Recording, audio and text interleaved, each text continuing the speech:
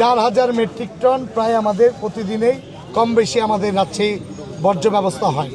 আমরা আশা করছি অবশ্যই ঈদের দিনে তো আরও 2000-3000 টন বেশি হতে পারে। সেই জন্য আমরা কিছু আমাদের বর্জ্য নিষ্কাশনের ব্যবস্থা আমরা করেছি। আমরা কিছু গাড়ি এক্সট্রা আমরা নিয়েছি, কিছু আমাদের শ্রমিক আমরা কিছু নিয়োগ করছি। সব মিলাই আসলে আমাদের জনসংখ্যা পূর্বে যেগুলো ছিল এখন তো তারও বৃদ্ধি পাচ্ছে। যত দিন যাচ্ছে তত কিন্তু জনসংখ্যা এবং আমাদের এরিয়া বৃদ্ধি পাচ্ছে। আমরা চাই যে আমাদের কোনো ক্রমেই যেন আমরা এই ঈদের যে আমাদের টার্গেট রয়েছে, যে চ্যালেঞ্জ রয়েছে, সেটি আমরা ইনশাল্লাহ মোকাবেলা করে আমাদের নাগরিক সেবা সুনিশ্চিত করতে চাই। প্রত্যেকটি পরিবারই এই আমাদের পরিবেশ বান্ধব যে আমরা পলিথিন আমরা শুরু করলাম, রাজশাহী মহানগরবাসী যেন আগামী দিন আমরা পলিথিন মুক্ত মহানগরী করতে পারি, সেই লক্ষ্যে কাজ করার জন্য এটি আমি জাস্ট শুরু। এটি থেকে বাস্তবতা কতটুকু আমরা করতে পারি নগরবাসী সেটি প্রমাণ হবে।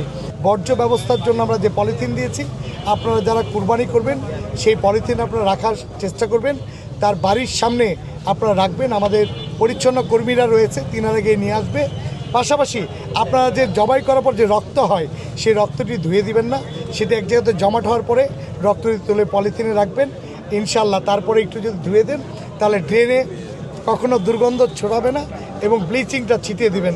আর ড্রেনে বিশেষ করে কেউ কুরবানি দিবেন না, এটা আপনাদের কাছে আমার অনুরোধ থাকবে।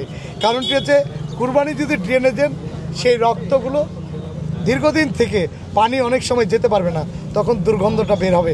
এই মহানগরী শুধু আমাদের নয়, এটি আমাদের সকলের। আমার বিশ্বাস আমরা 10-11 ঘন্টার মধ্যে রাজশাহী মহানগরীতে বর্জ্য অপসারণ করতে আমরা সক্ষম হব। আপনাদের সবার দোয়া চাই, সহযোগিতা চাই। পাশাপাশি আমাদের সবচেয়ে বড় সহযোগিতা এই নগরের আমাদের নাগরিকরা।